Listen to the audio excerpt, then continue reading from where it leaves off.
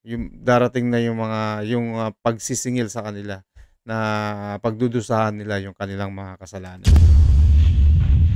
Ibig sabihin, titindi pa po ang nagaganap ngayon na pagkagutom sa ating bansa at ngayon, isa sa dalawang Pilipino ang gutom. No?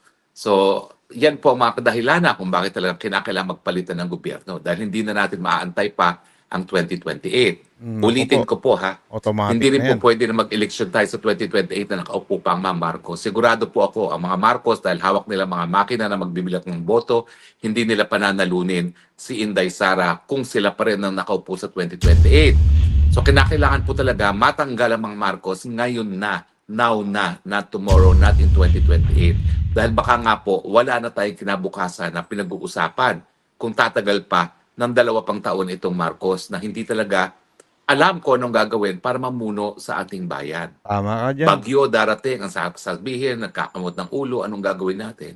Nabangkarote, di umano, nababangkarote, di umano, ang GSIS, nagkakamot ng ulo, hindi alam ang gagawin, no? Anong gagawin Tama. natin dyan? Nakikipag-away sa China sa panahon na pati ang Amerika nakikipag-kaibigan sa China. At ang inaasahan pa rin, re-resbakan siya ng Amerika dahil kinakailangan nga ng mga Amerikano ang ating lupain para gamitin na base militar laban sa China kung ito ay lulusob sa Taiwan. Eh, hindi naman niya nalalaman na nag-iigi na yung relasyon ng dalawa at naiiwan na tayo sa Tama. kangkungan dahil wala na tayo ng balor as far as President Trump is concerned dahil habang wala ng banta na magkakaroon ng military confrontation sa panig ng Amerika at saka ng Amerika, wala na rin saysay sa kanilang Pilipinas. So, sinong tutulong sa atin? Wala po. Kaya nga po, Kung sa atin maliban kung sa yung sarili niya. Dahil nga po itong, China, kinakalaban nila, sila pa yung nagmamataas. Sila pa yung magpapakita ng katapangan. Sila itong mga pinapakita nila, itong mga yung mga teacher na lang po, yung mga GSIS nila, hindi man lang, ginamit yung pondo. Ngayon yung mga ating mga teacher ang namomroblema. At hindi lang ho yan, yung mga SSS natin, lugi-lugi na po lahat ng mga investment nila dito sa mga na pinag-isipan nilang Maharlika Fund na yan. Saan ba galing yung pondo na yan? Do'n din ho sa mga tax natin mga kababayan, hiniram nila at ngayon 3 years na wala pa rin balita. Ngayon, lugi po tayo mga kababayan dahil yung kasama nilang financer diyan is mambubudol din, kinasuhan din sa ibang bansa. Kaya talaga nagkandaloko-loko na 'tong bansa natin. yung mga kadahilanan na yan, unang-una yung kadahilanan na kapag hindi siya natanggal, lalong lalala ang pagkagutom ng taong bayan, ang dahilan kung bakit dapat mapalitan na si Marcos Jr. Aha, Ang tanong, ito bang rally ng iglesia sapat na beto para tanggalin si Marcos Jr.? Well, unang-una po ha, puwede. ang panawagan po laban sa korupsyon, yan po ay magkakaroon ng pinakamalaking rally sa Atlanta. Hindi ko po alam kung mapapantayan ng ating mga kababayan yung rally ng iglesia na tinawag para sa November 16 and 17. Siguro kakayanin naman po yan. Kung 1.4 yung nag-attend ng huling INC rally, siguro naman kayang-kaya ng ating mga kababayan ngayon na mag-organize ng 2 hanggang 3 milyong mga rallyista sa iba't ibang lugar ng Metro Manila at Pilipinas, no? Kung ang pag-uusapan ay protesta nga laban sa malawakang korupsyon. So wala naman pong kaduda-duda na kaya naman po yan malabisan pa. Ang tanong, tama na ba? Nandyan na ba lahat ng mga ingredients para mapalitan si Marcos? Tingnan natin isa-isa. At ito naman ay babatay natin sa kasaysayan.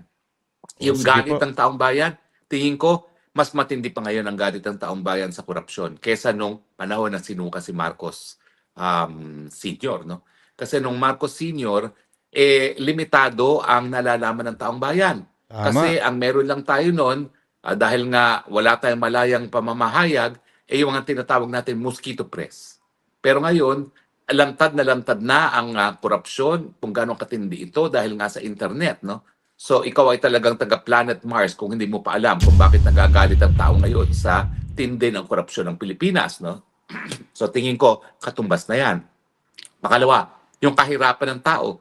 Kung maaalala nyo po, yung napatay si Ninoy Aquino, nagkaroon din ng People, krisis yes. pinansyal sa Pilipinas. Kasi nga po, na-devalue rin ang peso, nawalan din ng balor ang peso. Gaya ng nawawalan ng balor ngayon ng peso, no?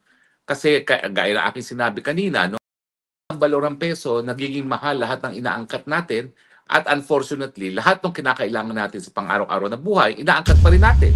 So nagiging mas mahal yung mga bagay-bagay na kinakailangan natin sa Tama. pang-araw-araw na buhay.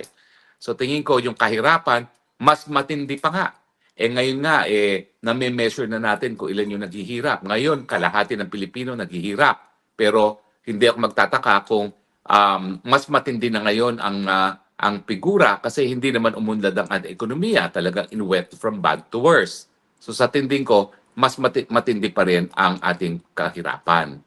Ang pangatlo is, alam naman natin na hindi talaga mapupwersang magbitiw sa pwesto ang mga presidente kung nandyan pa rin ang suporta ng hukbong sandatahan. Mm. So yan ang wala akong alam. Kasi unfortunately, ako'y nasa Netherlands. Hindi ko alam kung anong pulso ng mga militar. Pero mga militar naman, kabahagian ng lipunan ng Pilipinas. Kung nararamdaman ng ordinaryong pamilya ang hirap ng buhay, I'm sure nararamdaman din yan ng ating mga kasundaluhan. Bagamat ngayon kasi nga, dinoble ni Tatay Digong ang kanilang mga sahod, so mas hindi nila nararamdaman yung kahirapan dahil mas malaki ngayon ang sahod nila. Tama. Mantakin nyo, siguro ngayon, nag-80 na ang mga kasundaluhan. Kaya medyo hindi nila nararamdaman. Pero habang nawawalan ng balor ang peso, talaga namang lumiliit din ang purchasing power ng mga kasundaluhan. So ramdam na ramdam din nila yung pagtaas ng presyo ng bilihin at kahirapan ng buhay. Now, Ay mga kababayan, huwag mong pagkakampante itong si BBM dahil hindi ho lahat ng sundalo kakampi niya. Yan lang ang pagkakaintindi kasi itong si Tatay Digong nilakihan yung sahod nila. Siyempre, malay mo, kung hindi kay Tatay Digong, iisipin nila, suportahan na lang natin si Tatay Digong kasi si Tatay Digong siya lang ang presidente na dinoble yung sahod natin. Nakaramdam din siya ng concern dito sa ating mga trabaho. Kaya ngayon, dinagdagan yung sahod natin at saka yung mga kapulisan. Hindi ho natin masisiguro, Mr. Harry Roque. Hindi natin alam yung takbo ng isip ng mga sundalo. Malay mo, itong sa mga sunod-sunurang mga protesta na to, hindi natin masasabi. Baka sila ay kumampi dito sa ating mga taong bayan dahil hindi lang ho sila ang damay dito Kasi lahat ng buong Pilipino, pati pamilya nila, mga anak nila, lahat ng pamilyang Pilipino is nadadamay dito sa krisis ng bansa natin. ang problema din ay meron ba rin mga opisyales sa ating hukbong sandatahan na magpapakabayani gaya ng ginawa ni Fidel Ramos at ni JPE. Sa ngayon, tingin ko malabo yan. Dahil ang Browner at ang Gibo Teodoro talaga naman pong walang pinapakitang kabayanihan Wala sa yan, ngayon. puro Ang kahambugan kanilang lang yung mga yan. pinapakita ay yung walang batid na suporta dito sa administrasyon ng palpak. Itong ang si Gibo Teodoro, doon sa ASEAN Summit, nagmalaki pa na hindi raw niya kinausap ang kanyang Tama. counterpart na Minister of National Defense ng China dahil masasama daw ang ginagawa ng Totoo China. po yan. Hello? Lahat ng tao gusto nga makipagkaibigan na sa China, lalong-lalo na si Marcos Jr. na nagpumilit pa na kamayan si President Xi na labag sa protocol. Tapos ikaw na isang kalihim lamang ng isang presidente na nagsumikap na talagang pinagsiksikan ng sarili para batiin si President Xi. Ikaw pa ang magsasabing hindi mo papansin ng mga Chinese counterpart mo. Di ba mali yun? Correct. Ay nako, hindi ko maintindihan. Pero yun nga po, yan siguro ang kulang na ingredient. Kasi mukhang walang suporta ang pagpapalit ng gobyerno pagdating dito sa hepe ng Armed Forces of the Philippines, hepe ng PNP at saka ng kalihim ng National Defense. Kasi nung 2 beses na nagpalit tayo ng presidente, at least yung hepe ng police, PC, na si Fidel Ramos at saka yung Secretary of Defense ni Marcos ay talagang bumitiw sa chain of command na mukhang hindi mangyayari sa ngayon, no?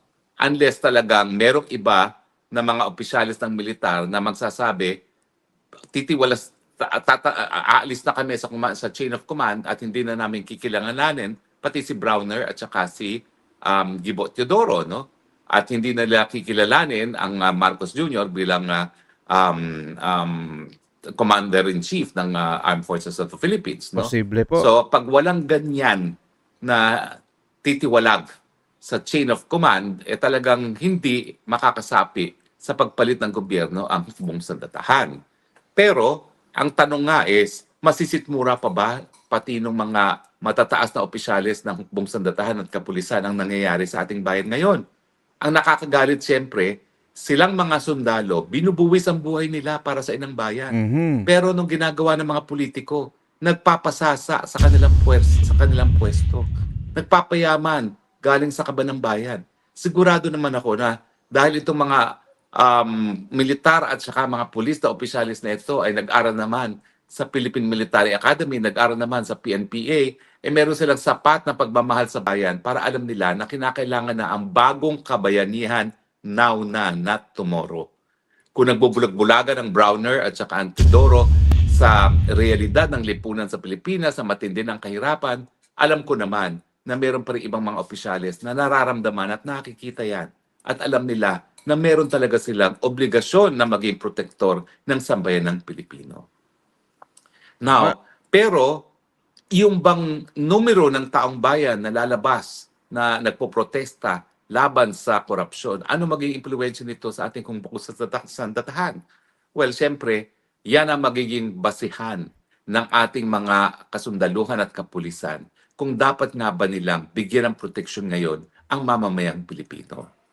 Siyempre, no, hindi naman sila po pwedeng mamuhay na bukod sa mas malakihang lipunan ng mga Pilipinong ginagalawa natin ngayon, na ngayon ay nakaluklok sa kahirapan.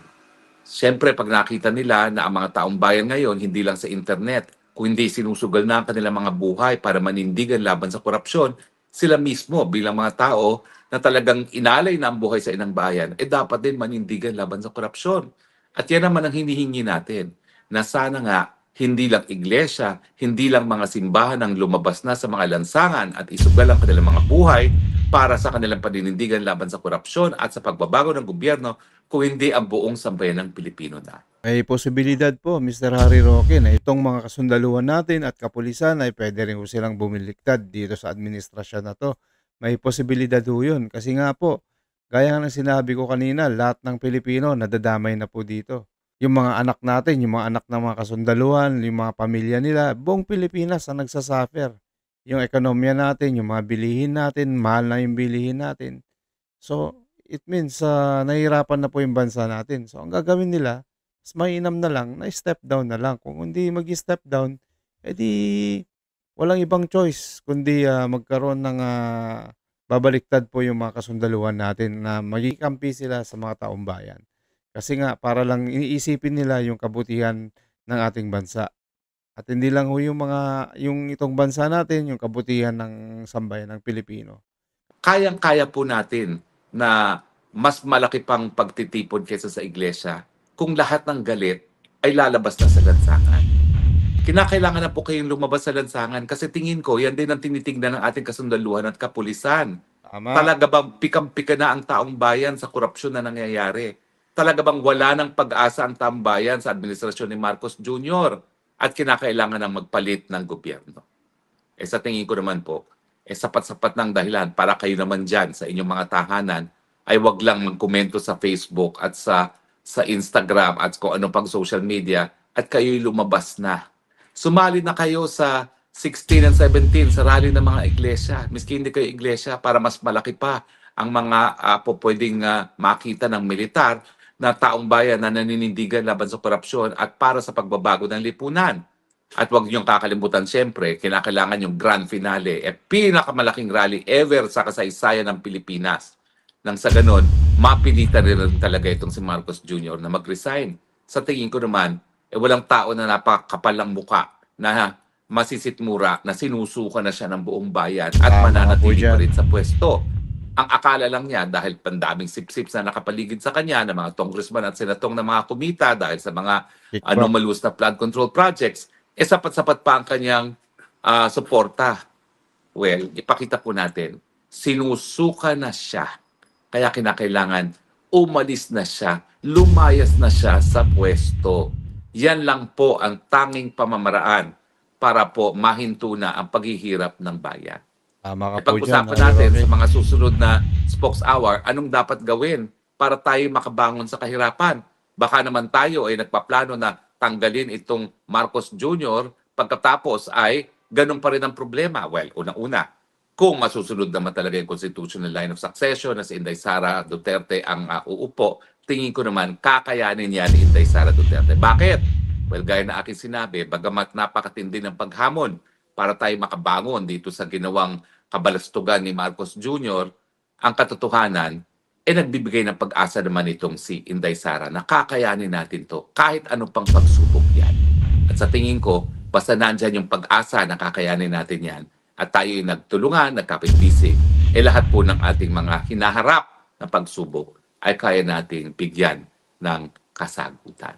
Tama. Sana po kayo'y in agreement at sana nga po itong mga rally na Iglesia ni Cristo sa 16, sa 17 at iba't iba pang grupo na magkukulminate sa pinakamalaking trillion peso march laban sa korupsyon sa 30 ng Nobyembre ay magiging dahilan para mawala ng tuluyan ang administrasyon ni Marcos Jr.